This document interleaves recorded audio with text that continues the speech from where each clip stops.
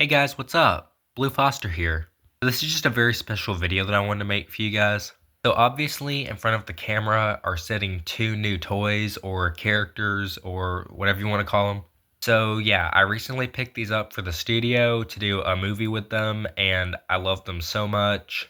They're just so cool, the way they work, their designs. I just want to explain a little bit of the history about why these are significant to the future of the channel, where the idea to make these a part of my filming came from, and I just want to tell you a little bit about their characters and also the real life toys of what they are and how they function. So yeah, without further ado, let's get started. Okay, so obviously these are two vintage Fisher-Price toys from the 1970s. These are some of the earliest toys they made in the 70s. I believe this one is 71 and this one is 72. Weirdly enough, this one is remembered a lot more than this one. This one, like, no one remembers what this is. I would have expected this to honestly be the one from 70 or 71, but it actually came out later than that, which is kind of weird. Personally, I just prefer to imagine that he came out first, but I guess that's beside the point.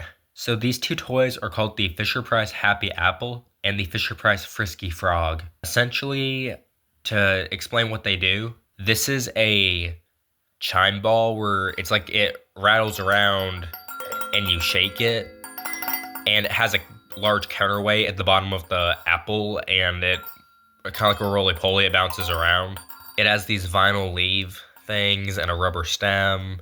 The face. See, on old Fisher-Price toys, I don't get how they did the faces on them, because it's like, it's not paint, but it's like a hard, it's like burned on there somehow, so it's like lasered on or something. Obviously, it can be scratched off or like removed with paint remover, so it must be some kind of a paint or gel or something, because it can be affected by like nail polish chemicals and stuff to remove it, because that's how I've cleaned some of my Little People stuff, and it's taken the faces off on accident. So I guess it's like heat stamped, because I know like some of the Little People figures, the faces and the hair are heat stamped on them. So I guess that's it. And it has that braille texture. I don't know. But yeah, this is just a little apple thing that rolls around and it chimes.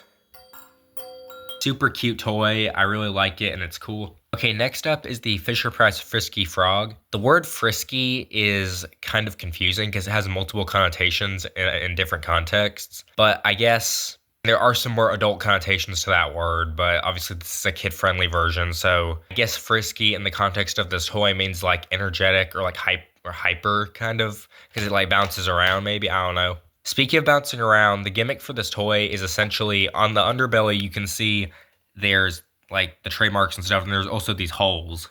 He has 5 holes, and I guess these two do air. That does a spring or something, and then that is the sound box. That's where the sound leaks out of it, and I guess that's more air support, maybe, I don't know. He has a nice spray paint application on his chest for like the frog, for like the little sack or the pouch on the frog that pops out. Because they made their toys so realistic back then, it's really cute. He has little spots on his back like a frog might have. And then we get to this.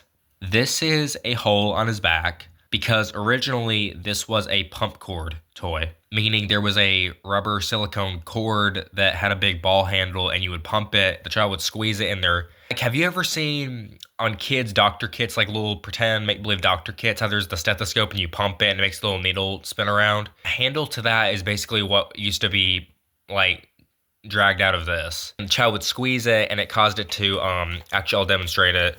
Its hind legs make a little noise because they're on a spring system, and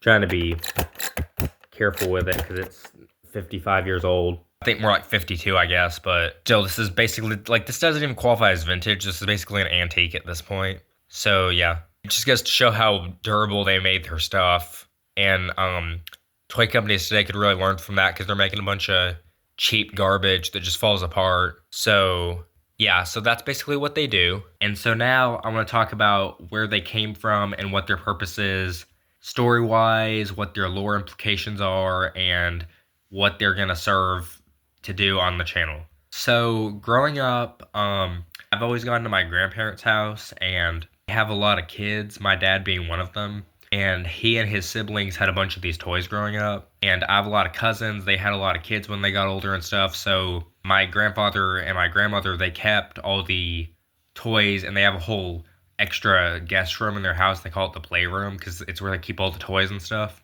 And they have a lot of like the Fisher Price sets. They have like the farm, the I think they have the schoolhouse. They have some sort of like a chalk desk or something where you put cards on it and like letters and stuff. I think it's called like the school days desk. That's something else that I've been looking for secondhand, but I can't find it for a good price. So that would have absolutely nothing to do with my filming. So I'm not looking for stuff like that. Anyway, as long as I can remember, they've had these two items right here. And I've always grown up going there and playing with them and stuff like that, studying a lot of the older toys. Once I became a collector, I really looked at the way they worked and how they were designed. And one reunion, I think it was a Thanksgiving or something one evening, me and my younger cousins, we wanted to do like a funny kind of skit puppet show kind of thing. And we used these two items as the main characters. And the best names we could come up from them were Jack the Apple and Hopper the Frog.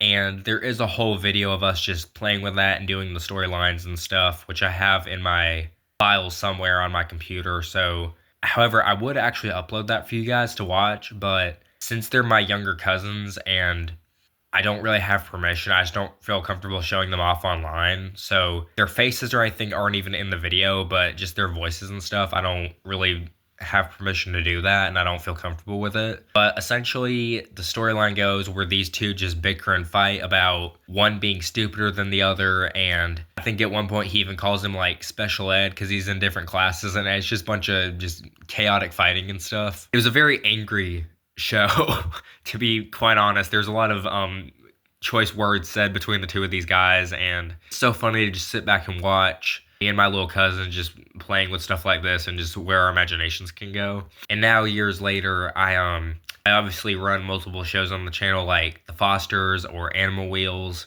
and coming soon we have The Adventures of Jack and Hopper. So yeah, that's essentially the big deal with me making this video, is to announce that there is a new project coming with these guys. There's going to be a movie about them first, hopefully, and then I say hopefully because I don't know how the schedule is going to go this year, but hopefully 2025 will be a big year for the channel again, like 2024 was. But at this point in time, we literally have everything. Like, if you go to, like, a Fisher Price collecting website or whatever and look up all the different little people bases and sets and stuff, to the best of my ability, besides the expensive ones or the ones I don't care about, I've gotten every main set or vehicle or something like that made between 70 to 90, pretty much. Like, it's all there. So, and we also have new characters like this. So, yeah. So I'm really looking forward to seeing what these guys can do and the joy and the comedy they can bring to the channel.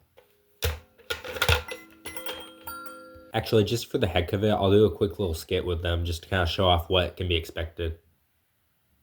Okay, also, before the scene starts, I just wanted to say I'm filming it as a part of this video as it's being filmed, so it's not like a high scale or like quality thing. It will actually be filmed in the secondary studio, not in this room. This room is where Animal Wheels gets filmed. The secondary studio is out in my dad's garage, and it's the place with like the Fosters set up and those black rubber mats you see. In fact, the black mats, those will actually be where it's filmed. It will not be on a table because these guys are obviously just rolling around and hopping on the ground during most of their adventures. So, also outside. A lot of the series will be filmed outside, them just playing in the meadows or the pond or whatever. Because they're an apple and a frog. I mean, they're very naturist and, yeah, very naturistic kind of environments for the show. So, yeah, I'm looking forward to that. Anyway, here comes the little scene.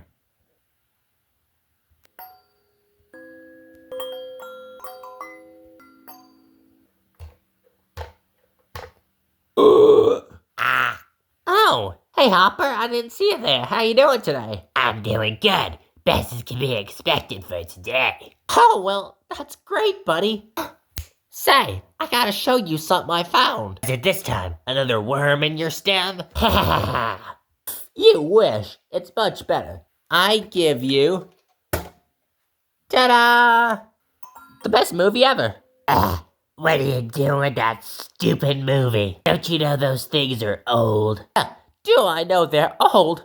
That's the best part, Hopper. Retro. You're so stupid. Oh, yeah? Well, at least I'm not a frog. What did you just say to me?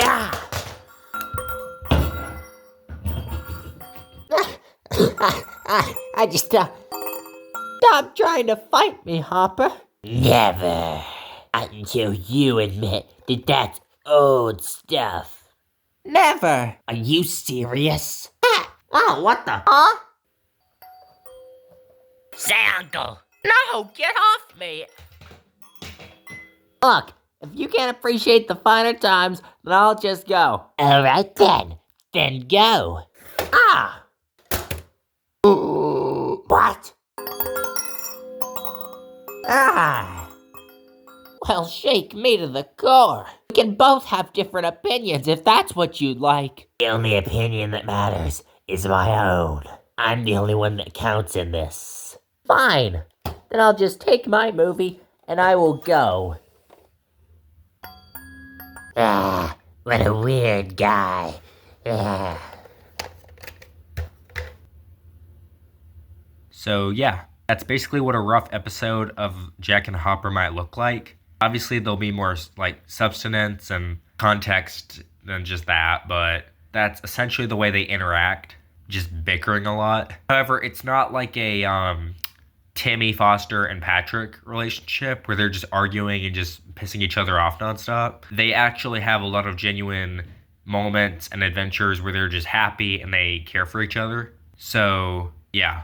Anyway, guys, I hope you enjoyed this video. This was just a quick demonstration for me to kind of show off what these are and how they're going to be in the channel. I showed off a little skit of how they interact. So yeah, if you guys like my content, please make sure to check out some of my other videos too. Make sure to like and subscribe, leave a comment. Feel free to reach out to me in the comments if you have any questions or just want to talk.